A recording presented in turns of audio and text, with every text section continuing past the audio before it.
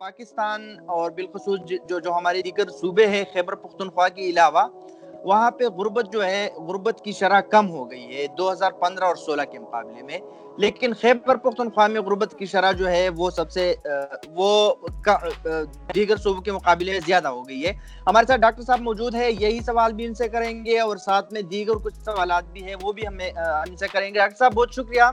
जरा ये बताएं पहले कि ये रिपोर्ट जो शाया हुई है इसमें ये किस तरह आपने ये अंदाजा किस तरह लगाया है, क्या मेथड आपने यूज किया है? अच्छा, लोगों को सिंपल समझाने के लिए गवर्नमेंट ऑफ पाकिस्तान हर 2 साल बाद एक एक्सरसाइज करती है। वो पाकिस्तान के मुख्तलिफ हिस्सों से डाटा कलेक्ट करती है।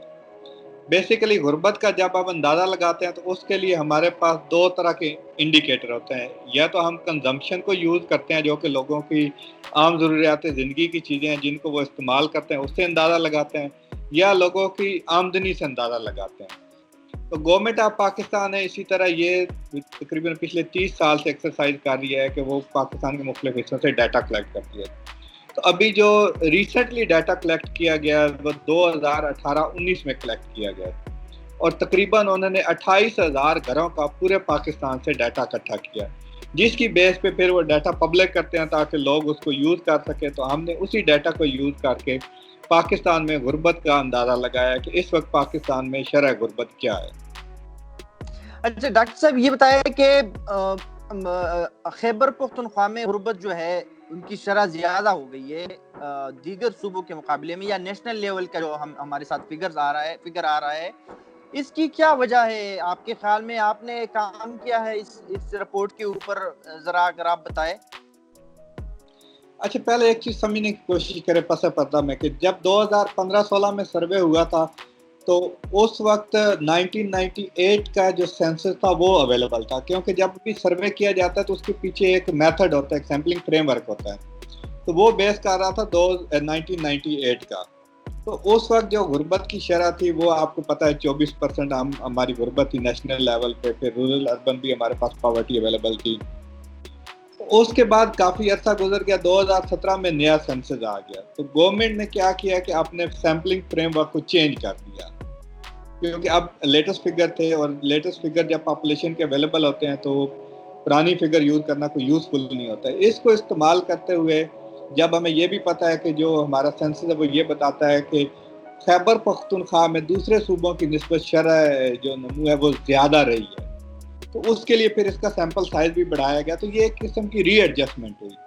अब रीएडजस्टमेंट करने के बाद दूसरी जो चेंज आई खैबर पख्तूनख्वा में कि वो फाटा का भी उसके साथ निज़ाम हो गया। यानी ये 2 मेजर शिफ्ट आई पिछले 2-3 सालों में। एक पॉपुलेशन सेंसस दोबारा नया हो गया और दूसरा उसके बाद फाटा को भी इसमें मर्ज कर दिया गया। अब ये जो पॉवर्टी एस्टीमेट अभी हमने एस्टीमेट किए, ये बेसिकली अभी हमें बेस लाइन पॉवर्टी बता रहे हैं। इसको हम पिछले ट्रेंड के साथ उस तरह से मुआवजा नहीं कर सकते क्योंकि उसमें 2 चीज़ें चेंज हो चुकी हैं। तो जो अभी हमने तो क्योंकि 2015 का भी डाटा हमारे पास अवेलेबल था, उसको भी हमने एस्टीमेट किया। तो उसके मुताबिक ये जो खैबर पख्तूनख्वा में 8 से 9% पॉवर्टी बढ़ी है, इसकी 2 मेन वजूहात हैं। एक मेरे नज़दीक ये है कि सैम्पल फ्रेमवर्क चेंज हो गया, क्योंकि अब नया सेंसस अवेलेबल था। पीबीएस ने नया सैम्पलिंग फ्रेमवर्क बना दिया। देखें, पहले तकरीबन 23,000 का सैंपल होता था, इस दफ़ा उन्होंने 28,000 का सैंपल कर दिया, क्योंकि वो पॉपुलेशन के साथ एडजस्ट करते हैं। दूसरी वजह यह है कि क्योंकि फाटा में पॉवर्टी रिलेटिवली ज़्यादा थी तो उसका भी कुछ इम्पैक्ट इसमें नजर आएगा। तो ये 2 फैक्टर हैं। डॉक्टर साहब, ये सॉरी टू कट यू, ये आपने जो बात की कि सैम्पलिंग और ये सेंसस की वजह से एक वजह ये है, तो ये सेंसस तो पूरे पाकिस्तान के लिए थी, सूबों के लिए थी दीगर, तो खैबर पख्तूनख्वा में क्यों ये बढ़ी है और बाकी दीगर सूबों में उनका वो इम्पैक्ट वहाँ पे नहीं देखा गया है? अगर आप कॉन्स्टिट्यूंसीज की देखें तो पिछले साल जब रिकॉन्स्टिट्यूट किया गया, ये एनए की और प्रोविंशियल असम्बलीज चेंज की गई, तो आप वहाँ से भी अंदाज़ा लगाएं कि सूबा खैबर पख्तूनख्वा को 3 एक्स्ट्रा सीटें मिली। वो 3 एक्स्ट्रा सीटें मिलने की वजह भी यही थी कि वहाँ की पॉपुलेशन दूसरे सूबों की निस्बत तेज़ी से बढ़ी, जबकि सिंध की पॉपुलेशन जितनी एक्सपेक्टेड थी उससे कम आई। तो ये काफ़ी चीज़ें चेंज हुई हैं। इसके अलावा फिर मुख्तलिफ डायनामिक्स हैं जिसे हम इकनॉमिक फैक्टर्स भी कहते हैं, जो कि with the passage of change होते हैं। ان کا بھی اس میں کنٹریبیوشن ہو سکتا ہے. لیکن کیونکہ ہمارا فوکس اس وقت صرف اور صرف ایک بیس لائن ایسٹیمیٹ دینا تھا کہ یہ کیونکہ ابھی پاپولیشن سینسس ہوا ہے, اس کے بعد یہ فریش ایسٹیمیٹ ہے جو کہ اب بیس لائن کنسیڈر کیے جائیں گے. اب اس کی پروگرس آگے آنے والے 2 سالوں بعد ہمیں پتہ چلے گا کہ 2 سال بعد ہم جا کے سچویشن دیکھیں گے کہ نئے سینسس کی بیس پہ اب پاورٹی کس طرح سے بیہیو کر رہی ہے. ڈاکٹر صاحب یہ بتائیں کہ پنجاب جو ہے وہاں پہ سب سے کم غربت کی شرح وہاں پہ سب سے کم ہے 16% تقریباً, بلوچستان میں سب سے زیادہ ہے. ڈاکٹر صاحب اگر اس پہ آپ بات کریں کہ یہ جو ڈفرنس ہے صوبوں کے درمیان کہ کے پی میں یہ ہے, بلوچستان میں 40% ہے, پنجاب میں 16% ہے, تو اس کی وجہ کیا ہے؟ مطلب ایک صوبہ غریب اور ایک غربت میں, وہاں پہ اگر غربت کم ہے تو وہاں پہ کم کیوں ہے؟ اس کی کیا وجوہات ہیں؟ دیکھیں اس کو ہم 2 طرح سے دیکھ سکتے ہیں. ایک تو جو بیسک انڈاؤمنٹس ہوتی ہیں جسے ہم جو بنیادی ضرورت کی چیزوں کی وہاں پہ اس کی ایکسیس کو دیکھتے ہیں. تو جب ہم پنجاب کو دیکھتے ہیں تو آپ کو یہاں پہ وافر مقدار میں یہ تمام چیزیں ملیں گی.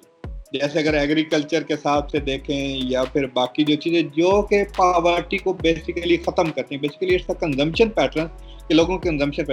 اور اسی کو اگر آپ کمپیئر کرتے ہیں بلوچستان کے ساتھ تو وہاں آپ کو ڈفرینٹ طرح کے انڈاؤمنٹس نظر آئیں گے. آپ کو جیسے منرلز نظر آئیں گے, وہاں آپ کو مائنز نظر آئیں گی جو کہ خاص طبقے کو فیسیلیٹیٹ کر رہی ہوتی ہے.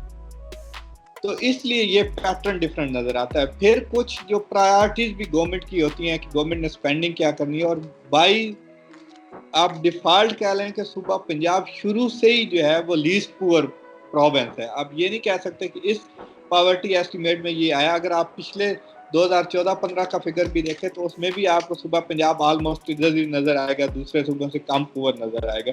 تو یہ جو بیسک وہاں سے ریسورسز جنریٹ ہوتے ہیں, جو یہاں پہ لوگوں کا زیادہ انحصار ہوتا ہے جس سے ان کی کنزمپشن ڈٹرمن ہوتی ہے, اس سے ہمیں پتہ چلتا ہے کہ یہ صوبہ کم غربت میں ہے اور دوسرے صوبے زیادہ غربت میں ہیں. تو اب جو اس کے سلیوشن کی طرف اگر ہم جائیں تو اس میں بھی آپ تھوڑا دیکھیں, اگر وہاں پہ ایگریکلچر اس طرح سے نہیں ہو رہی یا لوگوں کو اس طرح سے روزگار نہیں مل رہے تو گورنمنٹ کو پھر ایکسٹرا اس میں فیسیلیٹیٹ کرنا پڑتا ہے. گورنمنٹ کو اسپیشل انسینٹو پیکج لے کے آنے پڑتے ہیں تاکہ لوگوں کا ہیومن کیپٹل ڈیولپ. اگر آپ دیکھیں تو وہاں لوگوں کی ایجوکیشن بھی بہت کم ہے, وہاں پہ انفراسٹرکچر کی بھی آپ فیسلٹیز دیکھیں تو وہ بھی کم ہے, جو کہ اس کو ڈائریکٹلی انڈائریکٹلی فیڈ کر رہے ہوتے ہیں. تو اگر ہم نے غربت کو ختم کرنا ہے تو ہمیں ایجوکیشن پہ بھی انویسٹ کرنا ہوگا, ہمیں ہیلتھ پہ بھی انویسٹ کرنا ہوگا, ہمیں انفراسٹرکچر بھی ڈیولپ کرنا ہوگا. تو یہ وہ تمام فیکٹر ہیں جو کہ ہیلپ فل ہوتے ہیں پاورٹی کو ختم کرنے کے. ڈاکٹر صاحب کرونا جو ہے, کرونا کی وبا پوری دنیا میں پھیلی ہے, پاکستان میں بھی ہے, تو کرونا کی وجہ سے غربت کی شرح پہ کوئی اثر پڑے گا فیوچر میں آنے والے دنوں میں کوئی اثر پڑے گا؟ جی بالکل. اگر میں آپ تھوڑا سا پیچھے جاؤں تو ہم نے 1 ماہ پہلے رپورٹ نکالی تھی, اس وقت یہ لیٹسٹ ڈیٹا اویلیبل نہیں تھا. ہم نے 2015-16 کی بیس پہ ایسٹیمیٹ کرنے کی کوشش کی تھی کہ یہ جو ابھی لاک ڈاؤن ہو رہا ہے اس کو ہم نے 3 طرح کا ایزیوم کیا کہ اگر بہت ہی مائنر لیول کا لاک ڈاؤن ہوتا ہے یا میڈیم لیول کا جو پاکستان میں ہوا ہے یا بہت ہی سخت قسم کا لاک ڈاؤن ہوتا ہے تو اس سے غربت پہ کیا امپیکٹ پڑے گا. تو جو اگر آپ اس وقت 21% آپ پاپولیشن دیکھیں تو یہ تقریباً 50 ملین کے قریب پاپولیشن بنتی ہے جو اس وقت غربت پہ ہے, جو کہ 18-19 کی ایسٹیمیٹ کے مطابق ہے. اور ہم نے ایزیوم کیا کہ اگر ان کی انکم 10% کم ہو جاتی ہے due to this partial lock down جسے ہم اسمارٹ لاک ڈاؤن کہتے ہیں, تو اس سے جو ہمارے ایسٹیمیٹ جو پائیڈ کے ایسٹیمیٹ وہ یہ بتا رہے ہیں تقریباً 20 سے 25 ملین اور لوگ سطح غربت سے نیچے چلے جائیں گے. تو تقریباً اگر ہم اس کو ایڈ اپ کریں تو 50 ملین تو آلریڈی پور ہیں, اس میں سے 20 سے 30 ملین اور اس میں ایڈ ہو جائیں گے تو تقریباً 70 سے 80 ملین جو ہے وہ لوگ سطح غربت سے نیچے چلے جائیں گے. ڈاکٹر صاحب یہ بتائیں کہ جو ہماری یہ ڈکلائن آئی ہے اس میں پاورٹی میں, اس کی کیا وجوہات ہے؟ کیا گورنمنٹ کی کوئی پالیسیز انہوں نے اچھے بنائے ہیں یا کوئی اور وجہ ہے؟ اگر اس پہ بات کریں.